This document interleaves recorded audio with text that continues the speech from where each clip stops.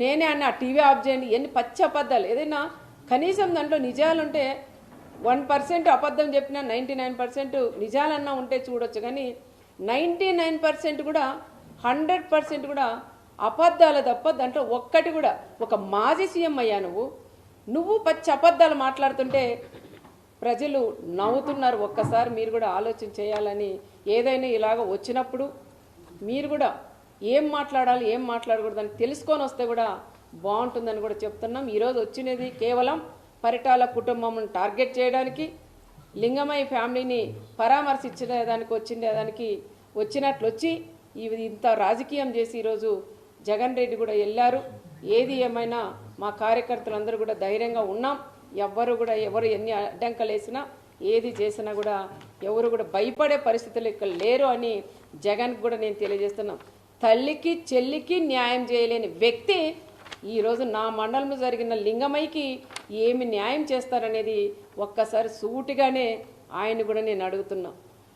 అన్న మా నాన్న చనిపోయాడు, నాకు న్యాయం చెయ్యండి అని 2 చేతులు ఎత్తి జోడించి ఒక సునీతమ్మ జోడించి అడిగితే కూడా ఆ తల్లికి నువ్వు న్యాయం చేయలేని వ్యక్తి ఈరోజు లింగమయ్యకి నువ్వు ఏం న్యాయం చేస్తావయ్యా అని ఆయన్ని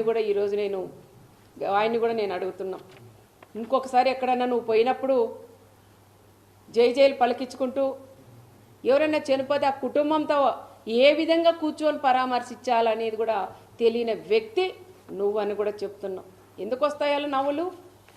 చావు అయిపోయి 9 రేపు దినమంట. ఈరోజు తను కూర్చొని నువ్వు ముందర మాట్లాడుతూ వెనక నీ వాళ్ళంతా కిలకిల నవ్వుతారా?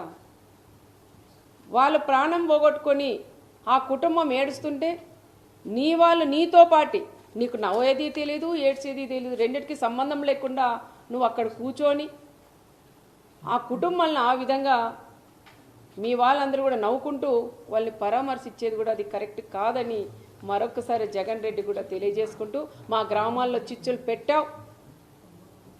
పెట్టొద్దు అన్నావు, పెట్టావు. ఇంకోటి మా కార్యకర్తలందరూ ఒకటే ఛాలెంజ్ చేశారు, నువ్వు వస్తున్నావు బీసీలను నువ్వు చెప్తున్నావు. మరి బీసీలు నువ్వు వచ్చినప్పుడు ఈ రాప్తాడు నియోజకవర్గం ఒక బీసీ అభ్యర్థికి ఇన్ఛార్జ్ ఇవ్వమని ఛాలెంజ్ చేసి మా బీసీలందరూ కూడా అడిగారు. కురువ కమ్యూనిటీకి సంబంధించిన లీడర్లు అడిగారు, వాల్మీకి సంబంధించిన వాళ్ళు అడిగారు. మరి నువ్వు అది చేసేకి నీ చేత కాలేదు. కానీ పచ్చి అబద్ధాలు చెప్పేకి మాత్రం పాపరెడ్డిపల్లి హత్య లింగమయ్యని వాడుకున్నాడని ప్రత్యేకంగా కూడా తెలియజేసుకుంటూ సెలవు తీసుకున్నాను.